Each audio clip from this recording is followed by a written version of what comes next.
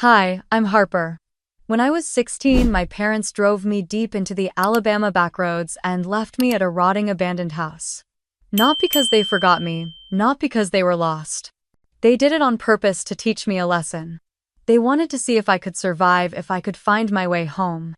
I never went back. But years later, they found me. Not out of love, not out of guilt, but because they needed something.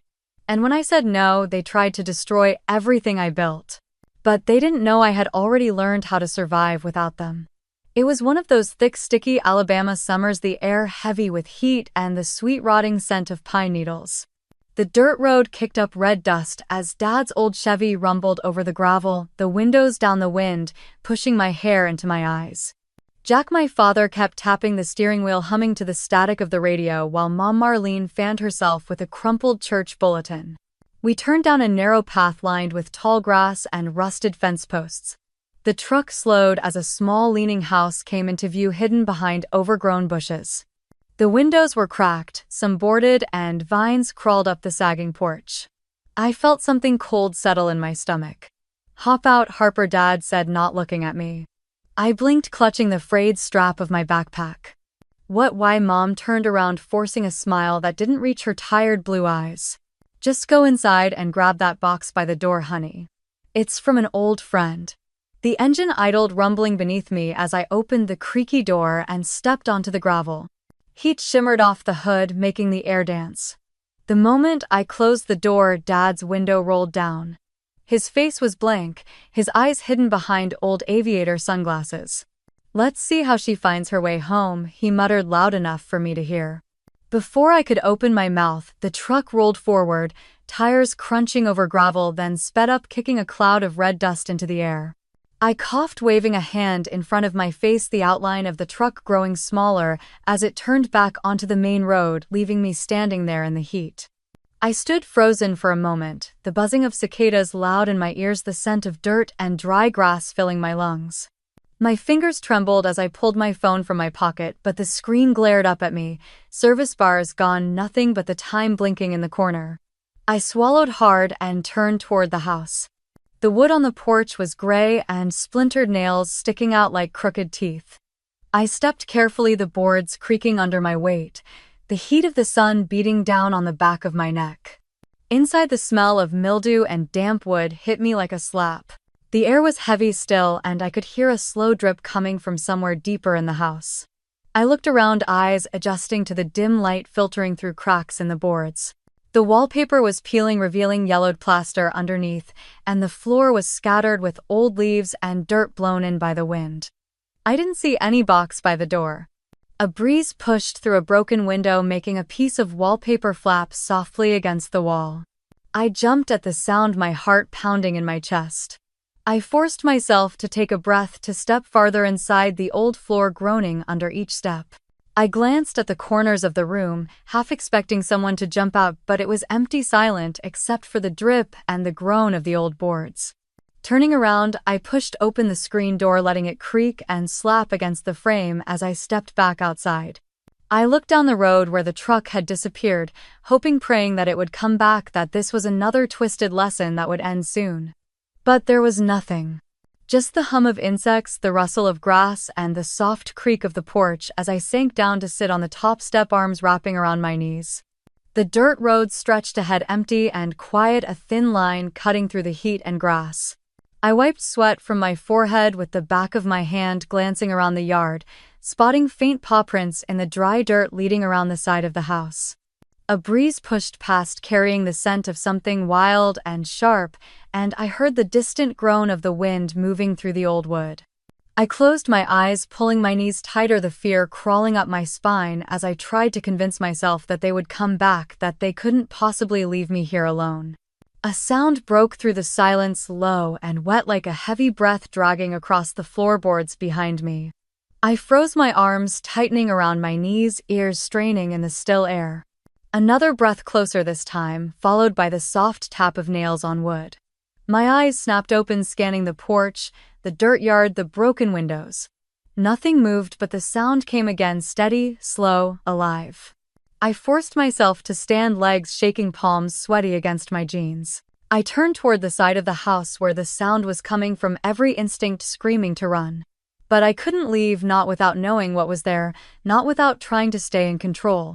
The breeze shifted, carrying the scent of damp fur and dirt. I stepped carefully down the creaking steps, the dry grass crunching under my shoes. The sun was dropping, lower shadows growing longer across the yard. I followed the faint prints in the dirt, moving around the corner where the siding peeled away from the house. That's when I saw it. A dog, ribs showing under patchy brown fur, was crouched low near the foundation, eyes glinting gold in the fading light. It was staring right at me, hackles raised, lips twitching as if deciding whether to growl or run. I froze, heart hammering so hard it hurt. "Hey," I whispered, my voice shaking. "It's okay. I'm not gonna hurt you." The dog's ears twitched, but it didn't move, eyes locked on mine. Its breathing was ragged, each inhale sounding like a struggle, each exhale wheezing. I took a slow step forward, hands out, palms open. "Easy," I whispered again, "easy, buddy." It shifted weight, moving to its back legs, ready to bolt. I stopped, dropping to one knee in the dirt, ignoring the sharp rocks pressing into my skin. I pulled the crust of bread I had stuffed in my pocket that morning, holding it out toward the dog. "Here," I said softly. "You're hungry, right?" "Me too." The dog's nose twitched, sniffing the air. It inched forward, paws scraping softly, ribs moving with each cautious breath. The sun dipped lower, the breeze cooling as the air turned purple with dusk. I stayed still, barely breathing, as the dog came close enough to sniff the bread. Its tongue darted out, touching the crust, then pulling back. I didn't move, letting it decide. Finally it lunged forward, snatched the bread, and backed away, chewing quickly, eyes never leaving mine. A small broken laugh escaped my lips, tears burning behind my eyes. "Good boy," I whispered, even though I wasn't sure if it was a boy, even though I didn't know if it would stay. The dog finished the bread, licking its lips, and stood there watching me. I shifted to sit in the dirt, wrapping my arms around my knees again, the rough ground digging into my legs. The dog took a step closer, then another, until it was just a foot away. Close enough for me to see the scars on its muzzle, the dirt caked in its fur. "You're alone too, huh?" I whispered. The dog lowered itself to the ground, laying its head on its paws, eyes blinking slowly as it kept watching me. The air was cooling quickly. Crickets beginning their chorus in the grass, the rustle of wind through the broken boards above us. I didn't know if it would stay. I didn't know if I wanted it to. But the idea of not being alone, even for a night, made the fear in my chest loosen just a little. I leaned back against the house, the wood cold against my spine, and closed my eyes. For a moment, I imagined headlights sweeping over the yard, the sound of gravel under tires, my parents stepping out telling me it was over, that it was just a test. But there was nothing. The darkness grew thicker, the air filled with the sounds of the night. The dog shifted beside me, its breathing slowing, matching mine. I didn't know what tomorrow would bring, but for now we were two creatures left behind, trying to survive one more night. A branch snapped somewhere in the darkness, sharp and close, making the dog lift its head, ears forward, a low growl rumbling in its chest. I held my breath as I looked into the dark yard, the fear crawling back up my spine. Something was moving out there. The dog beside me lifted its head, ears sharp, a low growl rumbling in its throat as the darkness shifted. I held my breath, eyes straining to see past the tree line, the faint rustle of dry grass brushing against the breeze. A raccoon darted out its eyes, catching the moonlight before it scurried back into the trees. The dog's growl faded into a soft whine as it lowered its head again, pressing closer to my leg. "You scared me, Max," I whispered. The name slipped out before I could stop it, but it felt right. Max. His ear twitched at the sound, and I reached out, letting my fingers hover over his dirty fur before touching him. He flinched, then settled, the warmth of his body seeping into the cold night air around us. I leaned back, my hand resting on his neck, feeling the thin skin, the scars hidden beneath matted fur. His ribs moved with each breath, slow and tired, but he didn't move away. For the first time since the truck disappeared, I felt like I wasn't completely alone. "Guess it's you and me now," I said, my voice breaking in the quiet. Max blinked, eyes shining in the moonlight, then closed them again, his breathing deepening as he drifted to sleep. I looked up at the sky, the stars scattered above like cold pinpricks of light, and pulled my knees tighter, listening to the night sounds, letting the fear in my chest settle. Sleep came in waves, pulling me down, letting me drift for a moment before the cold woke me up again. Max stayed close, his body pressed against mine, sharing what little warmth we had as the hours dragged on. When the first hint of dawn turned the sky gray, Max stirred, lifting his head to sniff the air. My stomach ached with hunger, a hollow emptiness that made me dizzy when I stood. I checked my pockets, pulling out 2 crumpled dollar bills and a few coins, not nearly enough, but it was all I had. "Come on," I whispered, nudging Max gently. "We can't stay here."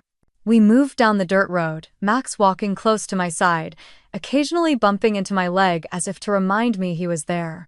The world was quiet in the early light, the air cool, the gravel crunching under our feet.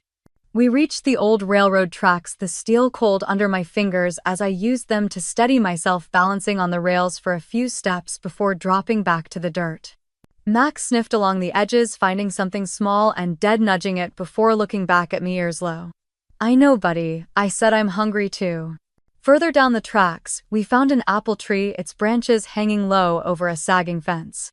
A few bruised apples lay in the grass, and I grabbed one, wiping the dirt off on my shirt before taking a careful bite.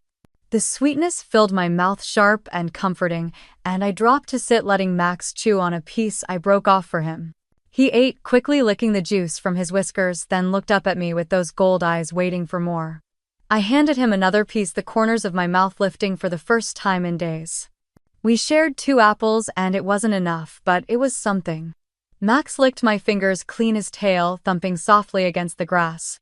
I ruffled his ears, his fur rough under my hand, and for a moment it almost felt normal. We kept walking, the morning sun warming, the back of my neck drying the dew on the grass as we moved toward the distant sound of cars. I didn't know where we were going, but we couldn't stop, not yet, not here. Max stayed with me, each step matching mine, his head turning with every sound, every car passing on the distant road. We reached a gas station, the pumps old and rusted, the building boarded up, but the outdoor spigot still dripped water. I cupped my hands, letting Max drink first, then splashed the cold water on my face, letting it wake me up. "Ready?" I asked, my voice soft, unsure. Max shook himself, water spraying from his fur, and looked up at me, tail giving a single wag before he stepped forward. We left the tracks and followed the road, Max trotting beside me as the sun climbed higher, the air warming around us and the promise of the next place pulling us forward. Max kept close as we walked, his paws quiet on the warm asphalt, head turning at every bird call and rustle in the grass.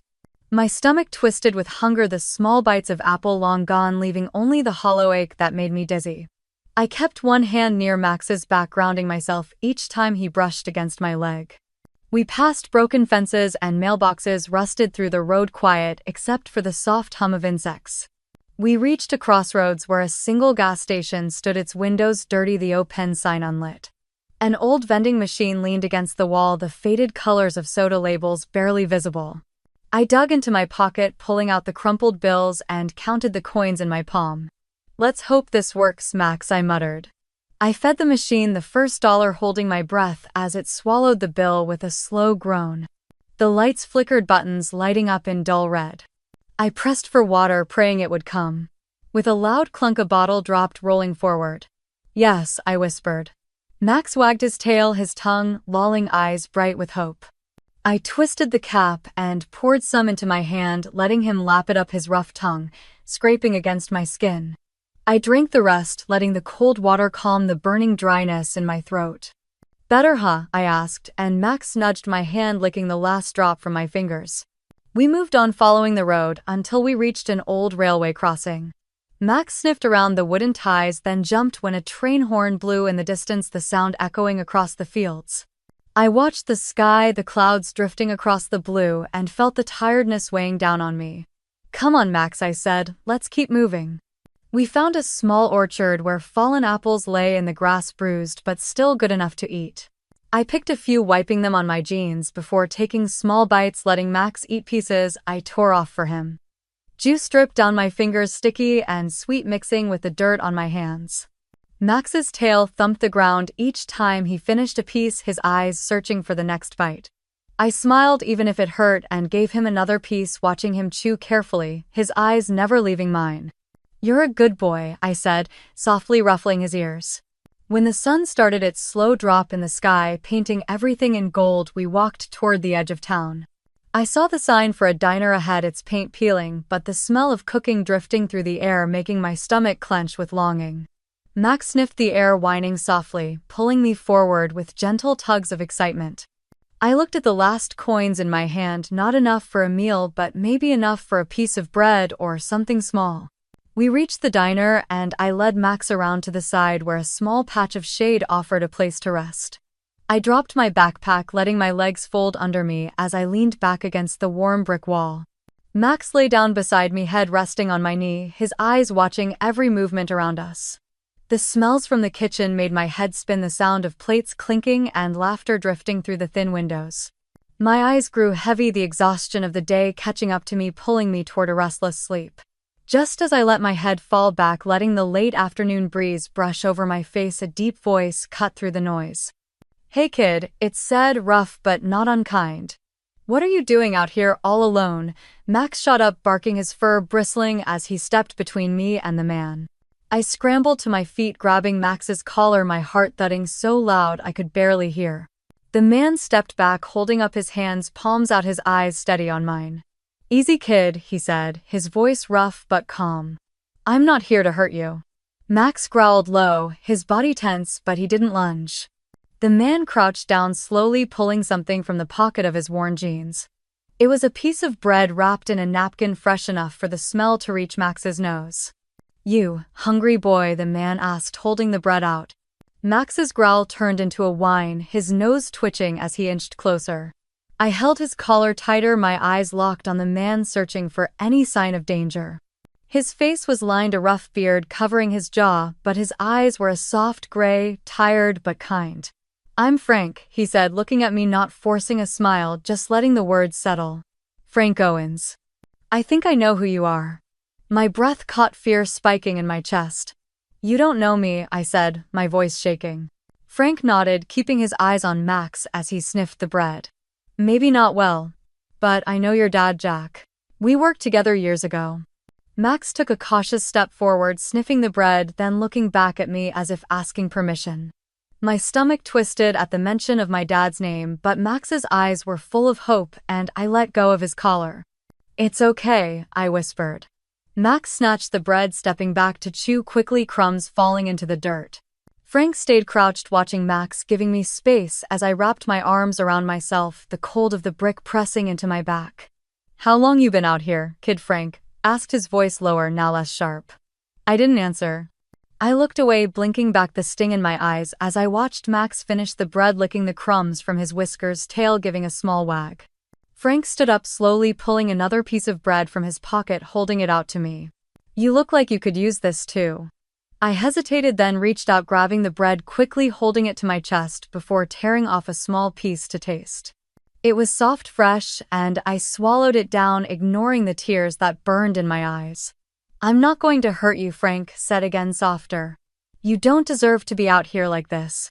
My shoulders shook, the tears falling before I could stop them, mixing with the dirt on my cheeks. Max pressed against my leg, licking my hand, the warmth of his body grounding me as I cried. Frank didn't move closer, didn't try to touch me. He just stood there, hands in his pockets, letting me fall apart in the safety of the small space behind the diner. When the tears slowed, I wiped my face with the back of my hand, my breathing shaky. Frank finally spoke, his voice steady. "Your dad," he started, then stopped, looking at the sky before meeting my eyes again. "Your dad was never good at being a father. But that doesn't mean you have to pay for it." I swallowed, my voice barely a whisper. "They left me." Frank nodded as if he already knew. "I know, kid. And it's not right." Max sat down, leaning into me, his eyes closing as I scratched behind his ear. Frank watched us for a moment before crouching again, looking me in the eye. "You want a hot meal?" he asked. "A place to clean up, maybe let your dog rest." I opened my mouth, then closed it, the fear and hope tangling in my chest, making it hard to breathe. Frank didn't push. "I won't force you," he said. "But you don't have to keep running, not tonight." I looked at Max, who opened one eye, watching me, waiting. My fingers tightened in his fur, the small weight of hope settling in my chest for the first time in days. Frank stayed quiet, letting the silence settle between us while I wiped my face. Max shifted against my leg, letting out a soft huff as if telling me it was okay to move to trust just this once. Frank glanced at Max, then back at me, his eyes steady but not demanding. "Come inside," he said, nodding toward the diner's back door. "There's warm food and water. You both look like you need it." I looked down at Max, who wagged his tail once, lifting his head, tongue hanging out, waiting for me to decide. My stomach twisted again, reminding me of how empty it was, but my feet felt stuck to the ground. Frank stepped back, opening the door, the warm air drifting out with the smell of fresh coffee and something sweet. Max sniffed the air, whining softly, nudging my leg with his nose. "Okay," I whispered, more to myself than to him. We stepped inside, the door closing softly behind us. The kitchen was small, a single light buzzing above, casting a warm glow over the counters stacked with plates and bowls. A pot of soup simmered on the stove, steam curling into the air. Frank moved around easily, pulling down 2 bowls, filling one with water for Max and the other with thick warm stew. He placed the water on the floor, and Max lunged forward, drinking deeply, tail thumping the ground. Frank handed me the bowl of stew, and the warmth seeped into my cold hands, the smell so good it made my eyes sting again. I sat down on the small step by the back door, Max curling against my side as I lifted the spoon to my lips. The taste was everything I didn't know I needed. Warm, salty, comforting, like something I had only seen in other people's kitchens. I ate in small bites, letting the food calm the ache inside me.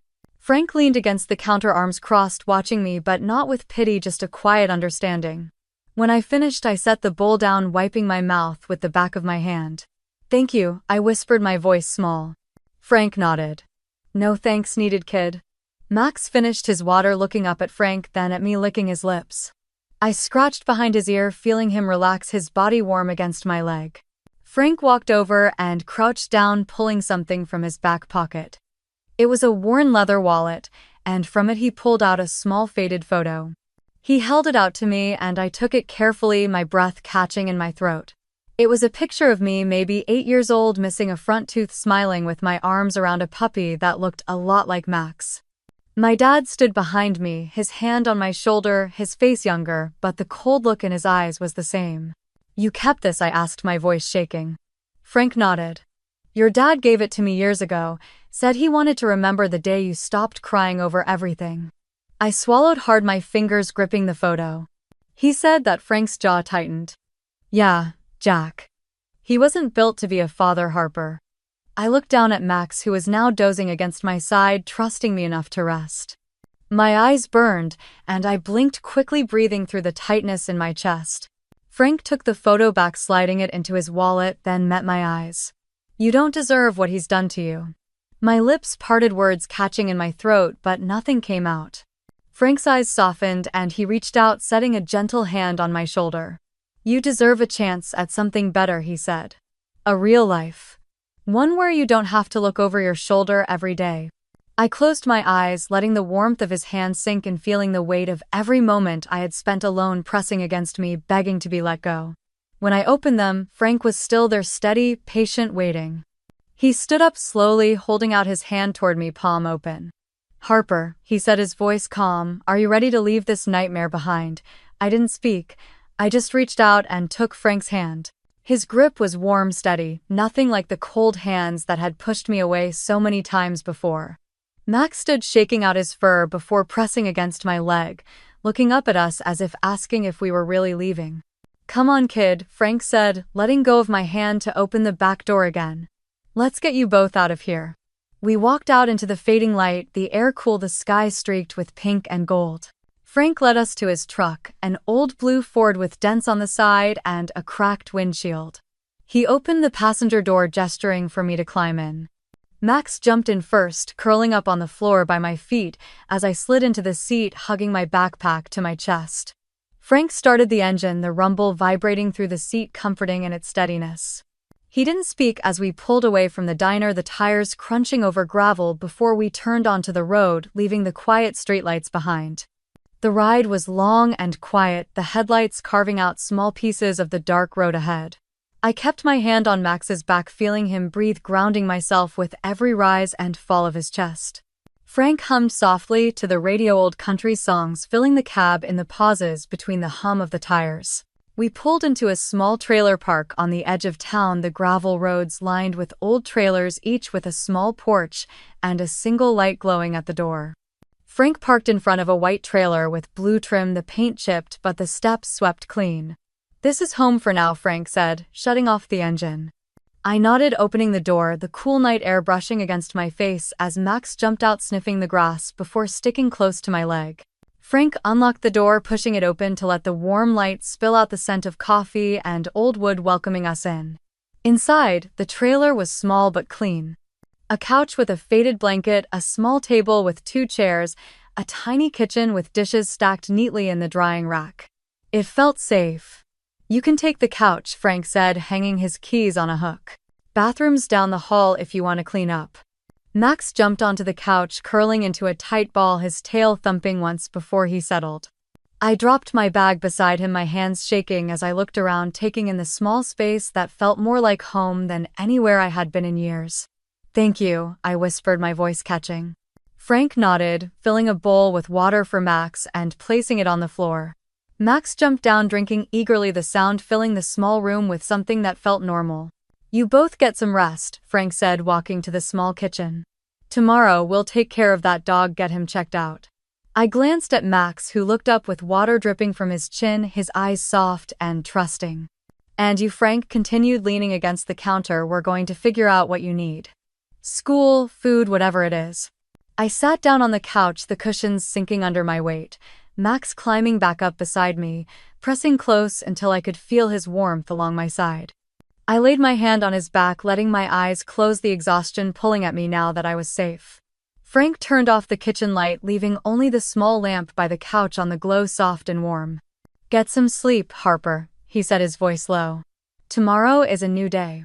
I didn't answer, letting the words settle around me as Max sighed, his body heavy against mine, the soft sounds of the trailer settling into the quiet of the night.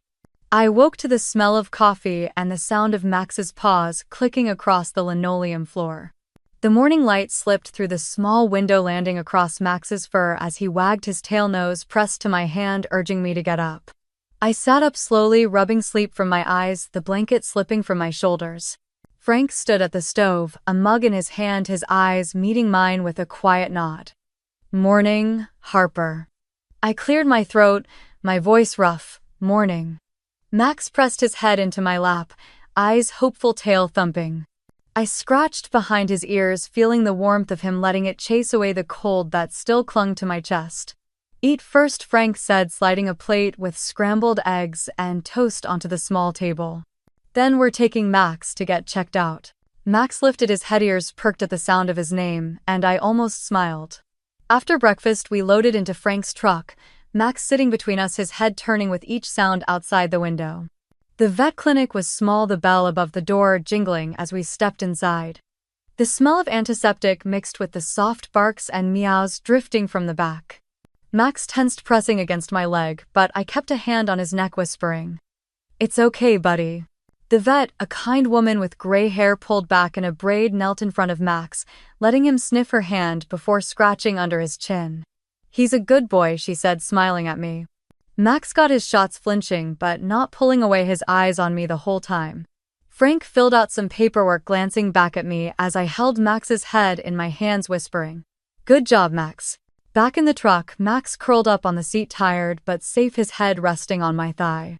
Frank started the engine, glancing at me. "You did good." We drove into town, stopping in front of a large brick building with glass doors. A sign above read Community Technology Center. Frank looked at me, waiting. "What is this?" I asked, my fingers tightening around Max's fur. Frank smiled, just a small curve of his lips. "A place to see what's possible." Inside, the room was filled with tables covered in circuit boards, laptops, and small robots rolling across the floor. College students in hoodies and jeans moved between stations, testing code, laughing, arguing, their voices a hum of energy. I stood, frozen, eyes wide, watching a girl with curly hair program a small robot to follow a black line on the floor. Another group adjusted sensors on a drone, the tiny propellers buzzing softly. Frank leaned down, his voice low. "You like this stuff, don't you?" I nodded, unable to speak as the robot changed direction, lights blinking following the girl's command. Frank placed a hand on my shoulder steady. If you wanted Harper, we can make this happen. GED scholarship's a real shot. Fear tightened in my chest, the doubt creeping in like a shadow. I'm not smart enough, I whispered. I don't have money. Frank's grip on my shoulder tightened, not hard, but enough to make me look up. You're smart enough. You're worth this. Don't let what they did to you make you forget that. The students' laughter drifted around us, the sound of the robot's wheels clicking against the floor, the low hum of computers filling the air. I watched the girl raise her arms in victory as the robot reached the finish line, her friends cheering. For a moment, I let myself imagine it. Learning, building, being part of something that wasn't survival but hope. Max pressed his nose against my leg, letting out a soft whine, reminding me he was there, reminding me I wasn't alone. I looked at Frank, his eyes waiting, patient. I nodded just once, letting the fear and hope battle inside me. That night, I sat on the couch with Max's head on my lap, my GED prep books stacked on the table, pages marked with sticky notes. Frank was in the kitchen humming as he cleaned up, the warm light of the trailer steady around us. My phone buzzed on the table, the screen lighting up with a number I knew too well. A message popped up. Maya, don't forget you're still our daughter. I stared at the message, the glow of the screen lighting up Max's gray fur as he lifted his head. He let out a soft huff, resting his chin back on my leg as if telling me not to let it get to me. I turned the phone over, letting the screen go dark, letting the past slip back into the shadows where it belonged. Years passed like that. I got my GED, then a scholarship. Frank was there for every milestone, standing in the back of the graduation hall when I walked across the stage, clapping with quiet pride. Max waited at home, tail thumping when I opened the door, licking tears off my face when I finally let myself cry. I got into MIT, terrified I would fail, certain I didn't belong. But I stayed. I learned to build algorithms, code late into the night, and present research I never thought I could understand. Max lay under my desk, growing older, his muzzle going white, but his eyes still following me as I paced during late-night calls. When I graduated, I moved to Austin, the heat familiar, but the city alive with something I had never felt before, possibility. I launched Cypress Systems, building AI to help doctors detect diseases faster, giving people a chance I wished someone had given me. We grew fast. Investors came, contracts were signed, and offices filled with the low hum of computers and the soft chatter of engineers. Max's bed stayed beside my glass desk, the soft thump of his tail, the only sound that could break my focus when the world outside got too loud. One morning, I was reviewing a new pitch deck when Jenny, my assistant, knocked on the glass door, her eyes uneasy. "There's someone here to see you," she said carefully. Before I could ask, the door swung open. My mother stepped in first, wearing a pale pink blouse, her hair curled, her smile tight and practiced. My father followed, older, heavier, but his eyes sharp, scanning the room like he was looking for something to own. And behind them was Blake. His hair was longer, his shirt wrinkled, the scent of cheap cologne and cigarettes clinging to him as he smirked at the polished floors and the awards lining the walls. "Wow," Blake said, letting out a low whistle. "You really made it, huh?" I stood up slowly, the distance between me and them feeling like miles even in that small office. Max lifted his head, letting out a low growl before settling back down, his eyes fixed on Blake. "Why are you here?" I asked, my voice calm, the steel in it even surprising me. My mother's smile cracked. "Maya, honey, we're family. We just wanted to see you." Blake scoffed, rolling his eyes. "Cut it out, Mom." My father stepped forward, his hands in his pockets. "We're in a bit of trouble, kid. Times are tough." Blake's smirk twisted into something meaner. "You owe us, Maya." I let out a breath, my fingers curling against the edge of my desk. "I don't owe you anything." Blake stepped closer, slamming his hand down, making Max stand, teeth bared, a low growl in his throat. "You think you're better than us now," Blake spat. "You think you can just take Frank, take everything, and leave us to rot." My mother's eyes flashed, her voice sharp. "We are your family. You owe us respect." I met her eyes steady. "Respect is earned." Blake's hand curled into a fist, but my father grabbed his arm, pulling him back. The room was silent except for Max's low growl and the hum of the AC. "We need your help," my father said, his voice lower, but the command in it was clear. I shook my head, stepping back.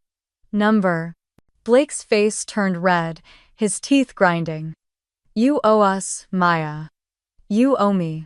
I picked up Max's leash, clipping it to his collar, ignoring the way my mother's eyes followed every movement.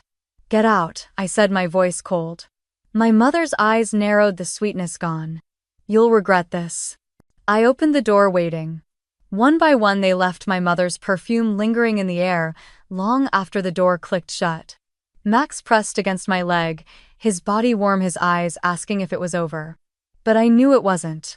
I locked the door, leaning my forehead against the cold glass, letting out a breath I didn't know I was holding. Max sat down beside me, his eyes following every small movement, waiting, guarding. I sank down next to him, resting my hand on his back, feeling the soft rise and fall of his breathing. They won't stop, I whispered. Max nudged my hand, pressing his head into my palm, reminding me I wasn't alone, not anymore. I closed my eyes, letting the steady hum of the office lights and the quiet click of the AC settle the storm building in my chest. That night I stayed late at Cypress Systems, the glow of the city lights outside, blending with the screens lighting up the office. Max lay under my desk, his head resting on his paws, his eyes half closed but always watching. Emails buzzed in meetings, scheduled investors to reassure, projects to approve. I moved through it all with practiced ease, but under it a quiet tension throbbed, warning me that the past was clawing its way back. Frank called as I packed up to leave, his voice warm, steady. Heard they showed up, he said. I let out a tired laugh. Yeah. You okay? Frank asked, the silence on the line letting me know he would wait for the truth. I will be, I said softly. Frank was quiet, then cleared his throat. They see what you've built, Maya. That's why they're here. I looked around the office, the awards, the projects in progress, the dream that had once felt impossible now alive around me. They're not taking it, I said, my voice firm. Damn right, Frank replied, and I could hear the pride in his voice before he hung up. I drove home that night, the Austin skyline glowing in the distance, Max's head resting on the back seat, his eyes watching the lights pass by. We pulled into the small house I had bought, the porch light spilling warm yellow onto the driveway. Inside, Max went to his bed by the fireplace, circling before settling down with a soft sigh. I stood in the kitchen drinking water, letting the quiet wrap around me, reminding myself how hard I had fought for this peace. But peace didn't last. 2 days later, Jenny knocked on my office door, her face pale, her phone in her hand. You need to see this, she said, her voice shaking. She handed me the phone, and my stomach dropped. Social media notifications exploded on the screen, hundreds of messages flooding the company's page, my personal accounts, investor emails. CEO ungrateful to her dying parents. She stole from her family to build her company. Blood money built on betrayal. I scrolled, my pulse pounding, the words blurring together as photo after photo loaded, pictures of me at MIT at the Cypress launch, standing beside Frank, my parents smiling in old family photos posted beside claims that I had abandoned them. Max stood walking over, pressing his head against my leg, grounding me as my hands shook. Who's posting these? Jenny whispered. I looked at her, my jaw tightening. Them. She swallowed, glancing at the screen again. What do we do? I turned the phone over, the screen going dark, my reflection staring back at me. They want a war, I said, my voice calm, cold. Max let out a low growl, his eyes sharp, as if he understood. Then we'll give them one. The notifications didn't stop, a constant buzzing that filled the office and my home even in the dead of night. Blake had created a Facebook group, his face front and center in every video, claiming I had stolen from my dying parents, calling me a cold-hearted thief who left them to starve while I built my empire. Behind him, my mother sobbed on live streams, tissues clutched in her shaking hands as she told strangers how I abandoned them. My father sat beside her, shaking his head, muttering about ungrateful children and family betrayal. The comments flooded in. She's a monster. Money changes people. Someone needs to stop her. I watched as contracts slipped away, emails from investors asking for clarification, the silence that followed after I sent explanations no one wanted to read. Employees whispered when I walked by, their eyes darting away, the tension in the hallways thick enough to choke on. Then the tabloids picked it up. CEO's family betrayal, a daughter's cold goodbye. Clickbait headlines, stolen photos from my college years, blurry images of my parents' tear-streaked faces, and lies that were easier to believe than the truth. Max grew sicker, his breathing ragged, every step slower, his eyes still following me with quiet loyalty even as pain clouded them. I spent nights sleeping on the floor next to him, listening to his soft whimpers, counting each breath.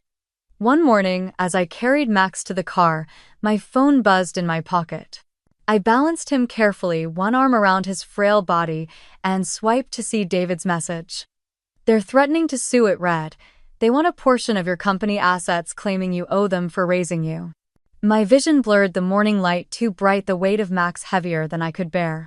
I kissed the top of his head, whispering, "Hang on, buddy," as I closed the car door and drove to the vet. The clinic smelled like antiseptic, and fear the quiet hum of machines and soft voices in the back rooms. I held Max's paw as the vet examined him, the words complications and pain management echoing in my ears, each one a crack in the dam holding back my tears. Frank showed up that evening, letting himself in with the spare key, carrying 2 bags of takeout we wouldn't eat. He sat next to me on the floor where Max lay on a blanket, his breathing shallow, his eyes closing and opening slowly. Frank's hand found mine, rough and warm, steady as it had always been.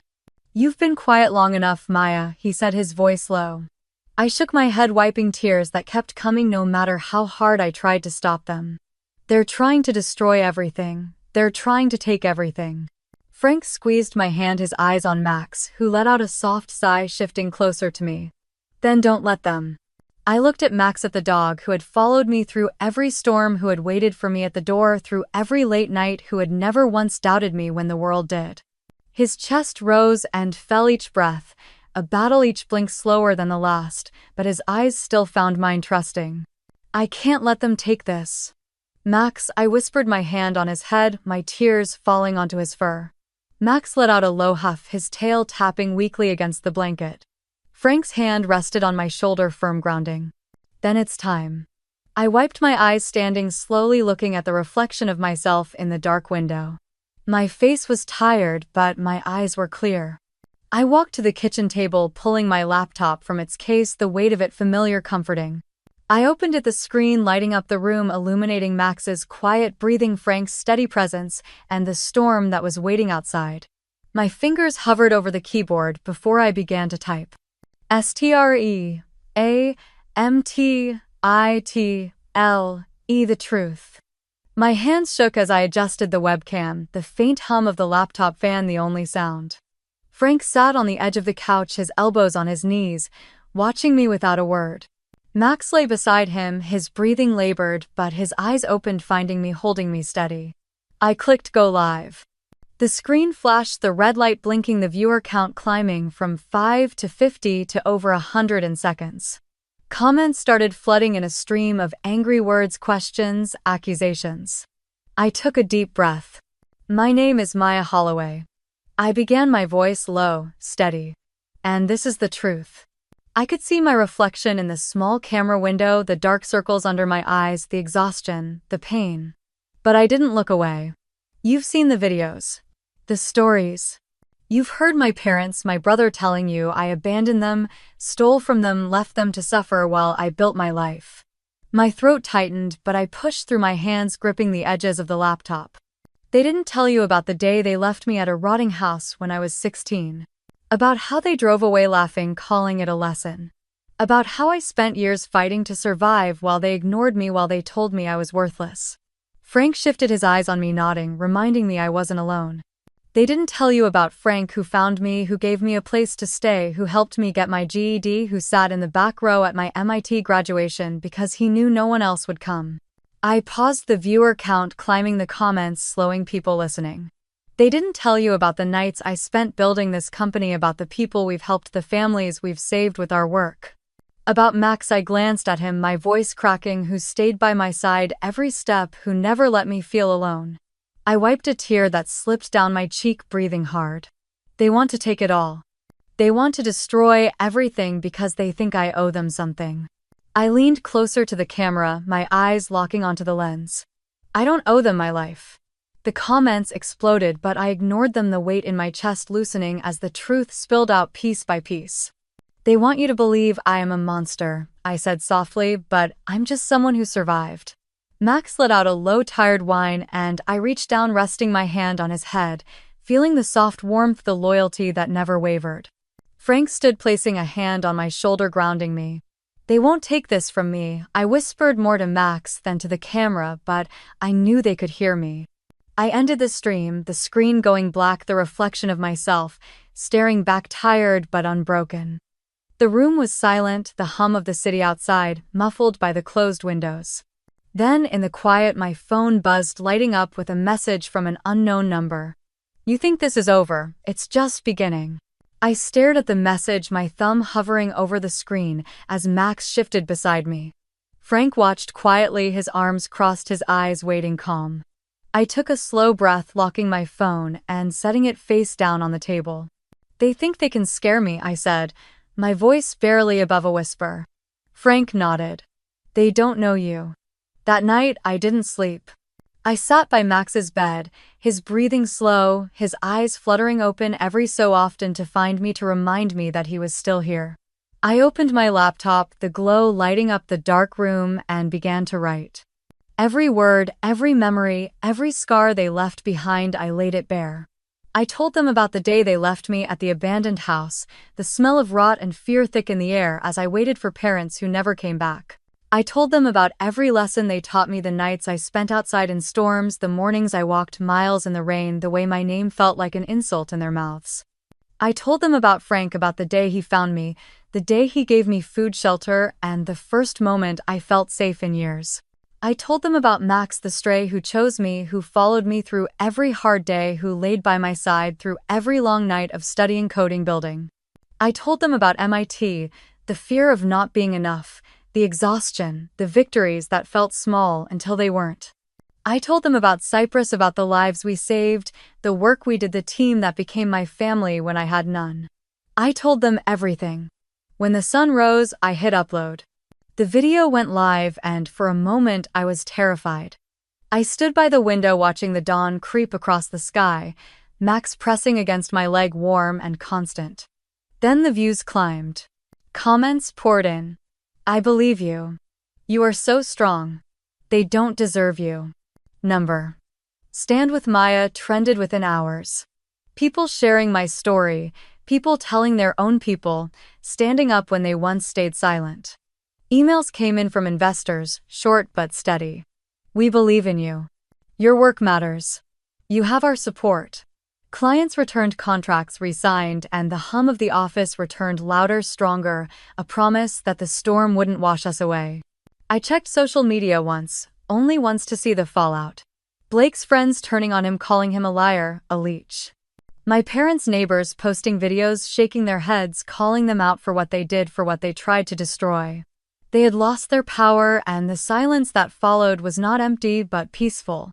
I sat in the quiet of my office, Max's head on my foot, the light from the setting sun painting the room gold. For the first time in years, the air felt clear, the heaviness lifting from my shoulders. I closed my eyes, letting the moment wash over me, letting it sink into the parts of me that had once been too broken to hope. Then my phone buzzed again. Blake's name lit up on the screen, his words sharp, bitter. You'll regret this. You made us lose everything. I stared at the message, the light of the screen reflecting in the window, the promise of another battle waiting. I set the phone down, pressing my palms to the cool surface of the desk as the words sank into the quiet.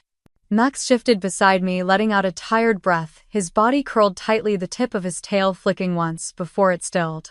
The city lights outside blinked, each one a reminder that the world was still moving even as the past tried to drag me back. Frank stepped into the office, the door clicking softly behind him. He carried 2 mugs, the steam rising in thin threads into the dim light. Thought you could use this, he said, setting the coffee down near my hand. Thanks, I murmured, wrapping my fingers around the warmth, letting it ground me, letting the scent of coffee push away the metallic taste of fear that tried to climb into my throat. Frank lowered himself into the chair across from me, his elbows resting on his knees, his eyes never leaving mine. He didn't ask what the message said. He didn't have to. They think it's over, I said, my voice low. They think they can threaten me again. Frank nodded, the lines around his eyes tightening as he watched me. They're scared, Maya. Because you stood up. I looked away, my eyes catching on the framed photo on the shelf. Me and Max 3 years ago standing outside the Cypress building on opening day. My smile had been real then, the future wide open, untouched by the storm that would come. I swallowed, blinking back the sting in my eyes. I thought it would feel different, I admitted. Telling the truth. I thought it would feel like winning. It does, Frank said quietly. It just doesn't feel like it yet. The notifications on my laptop blinked, soft pings breaking the silence. I clicked open the messages one after another. Investors reaffirming their contracts. Clients thanking us for staying open. Strangers writing paragraphs sharing how the livestream gave them courage to speak up about their own families, their own pain.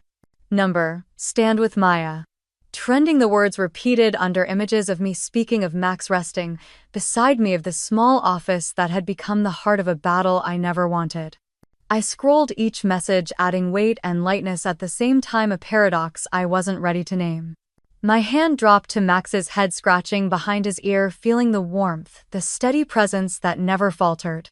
Frank stood, moving to the window, looking out over Austin's glowing streets. You've done something most people never could, he said, his reflection, a quiet shadow against the glass. You've told the truth and lived. I turned in my chair, watching him. They're going to keep coming, Frank. He glanced back, a small smile tugging at the corner of his mouth. Let them. The room was quiet, the kind of quiet that felt earned. The kind of quiet that comes after a storm when the world is still wet but the air feels clearer. Max let out a soft huff, shifting his eyes, meeting mine, tired but calm. I knelt down, pressing my forehead to his, letting the moment anchor me. You did good, buddy, I whispered. You did so good. His tail thumped once, the soft sound louder in the quiet room than any threat Blake could send.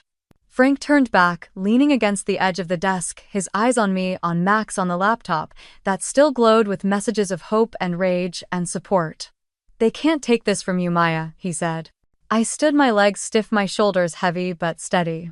I looked around the office, the whiteboards filled with plans, the notes stuck to screens, the small cactus on the windowsill I kept forgetting to water.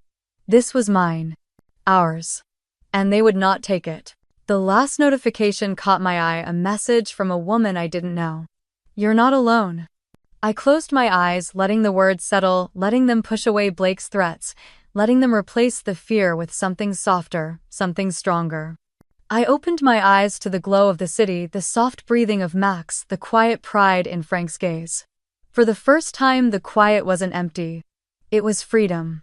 Then my phone buzzed again, the screen lighting up in the dark, and I saw Blake's name flash across it, the words waiting, pulsing, a promise that this battle was not over yet. I let the phone ring, the screen lighting up the dark room, then going dark again. Max shifted, letting out a soft groan, his head pressing against my foot as if telling me it was okay to let it go. I reached down, running my hand over his soft fur, feeling how thin he had gotten, how every breath was slower, now heavier. Outside, the city was alive, the glow of Austin wrapping around the windows, the soft hum of cars below mixing with the rustle of wind through the trees. I stood, moving to the window, pressing my hand against the glass, watching the lights blink, reminding me that life kept moving forward. Frank found me there a few minutes later, a blanket in his hands, draping it over my shoulders without saying a word. We stood together, the silence stretching, but it wasn't heavy.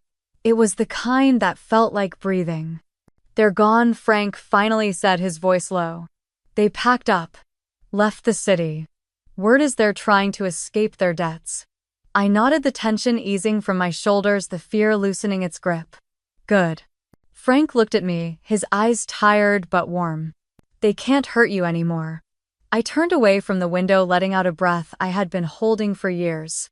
Max wagged his tail weakly, trying to stand, but I knelt down, holding him close, feeling the warmth of him, the quiet strength that had carried me through every dark day.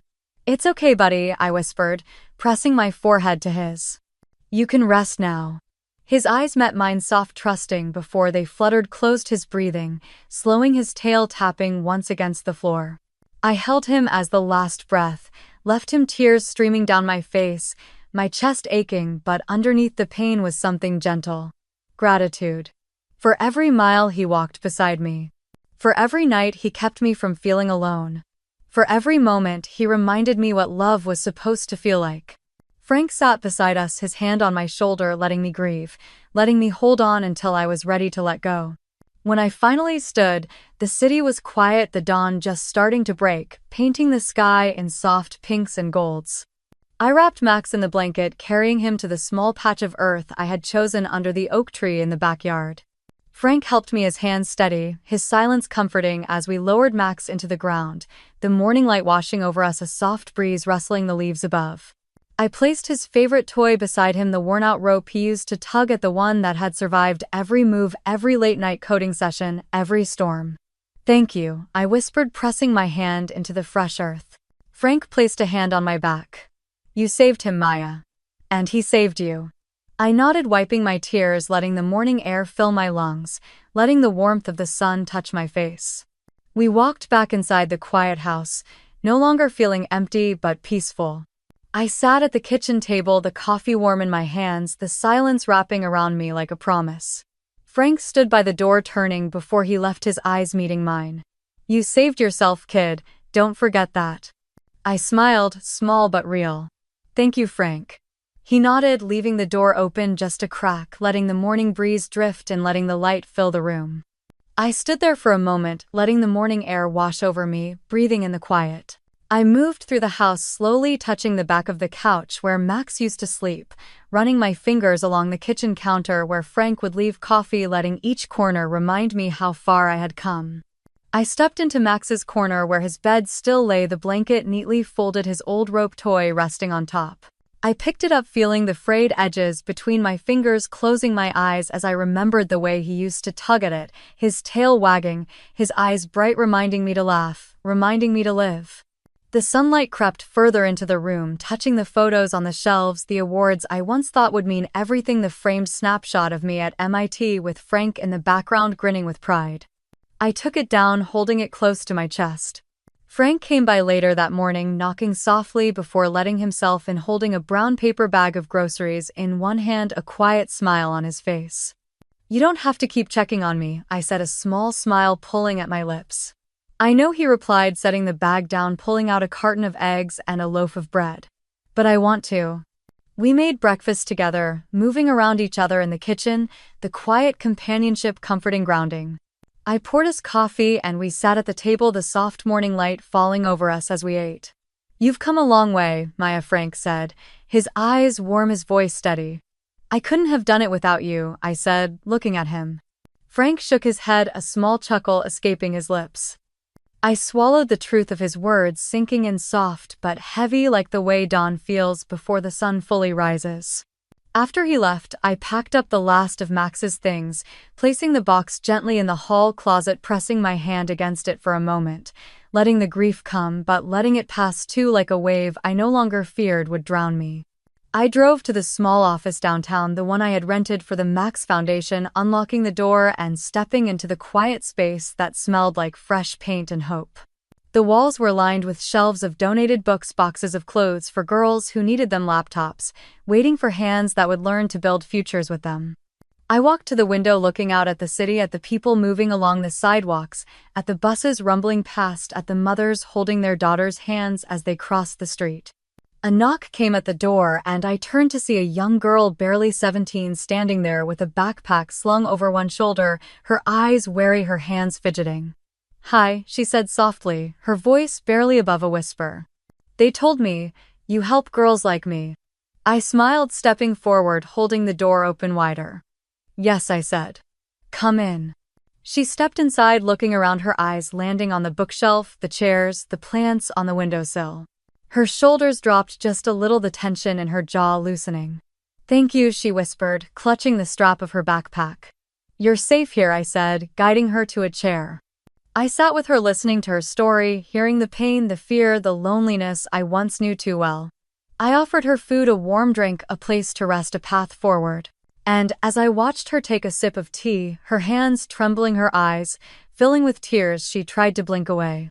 I felt Max beside me, felt Frank's steady hand on my shoulder, felt the warmth of a life I had fought to build. That evening, I stood on my balcony, the wind moving through my hair, the lights of Austin glowing below, the world alive and waiting. I took a sip of wine, letting the warmth settle in my chest, letting the peace wrap around me, letting the fear go, letting the guilt dissolve. I had chosen myself. And I was free. What would you have done if you were me?